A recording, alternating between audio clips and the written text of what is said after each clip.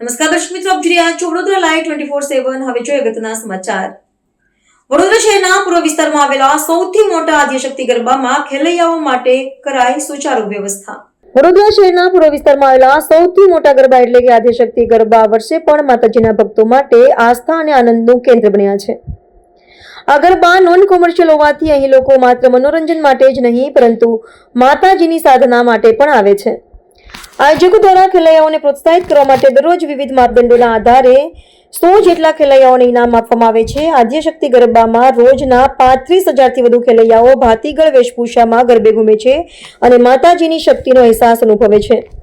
છેલ્લા 10 વર્ષથી પ્રસિદ્ધ ગાયક કલાકાર સચિન ત્રિવેદી પોતાના મધુર કંઠે ગરબા ગાઈને ખેલૈયાઓને ઝુમાવે છે. તેમના કંઠે ગવાયેલા ગરબા સાંભળવાનો અને તેના તાલે ઝૂમવાનો અનેરો આનંદ હોય છે.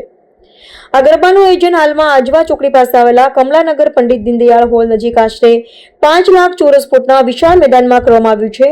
આયોજકો મુકેશ ભરવાડ અને સહ આયોજક પ્રવીણ મકવાણા દ્વારા ગરબામાં આવેલી આ સુચારુ વ્યવસ્થાથી ખેડૂતો અને દર્શકો ગરબાના આનંદની સાથે ભક્તિનો પણ અનુભવ કરશે.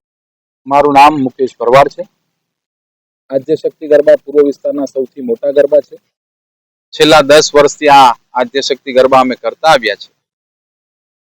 આદ્યશક્તિ ગરબાની એક ખાસ વિશેષતા એવી છે કે આદ્યશક્તિ ગરબાની અંદર રોજે રોજ ઇનામ આપવામાં આવતા હોય છે.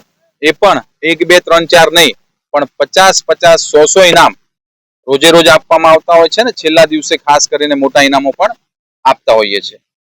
બીજું, પૂર્વ વિસ્તારના લોકોએ અને વડોદરા શહેરના લોકોએ પૂર્વ વિસ્તારનો સૌથી મોટા ગરબા તરીકેનું નામ આપ્યું છે અને આપણા મીડિયાના માધ્યમથી પણ અમે કહેવા માંગીએ છીએ અને સૌ લોકોને ખબર છે કે આદ્યશક્તિ ગરબા એક કમર્શિયલ ગરબા નથી. આ માત્ર ને માત્ર લોકોની સેવા માટે અને આપણા વિસ્તારની માતા બહેનો માટે સલામતી માટે કરવામાં આવતો એક આદ્યશક્તિ ગરબા છે, જેના થકી અમે અમારી વિસ્તારની બહેનોને અમે નજદીકમાં એક સારું આયોજન આપી શકીએ, એ લોકોની સુરક્ષા પણ કરી શકીએ અને વિસ્તારના લોકોને એક સારું આયોજન આપી શકાય. એક જ હેતુ માટે આદ્યશક્તિ ગરબા છેલ્લા 10 વર્ષથી કરવામાં આવે છે. ખૂબ મોટી સંખ્યાની અંદર સૌ મારી માતા બહેનો અને ભાઈઓનો સાથ સહકાર મળ્યો છે. ખૂબ મોટી સંખ્યામાં લોકો રમવા આવે છે. તે સૌનો આપણી મીડિયાના માધ્યમથી ખૂબ ખૂબ આભાર માનીએ છીએ.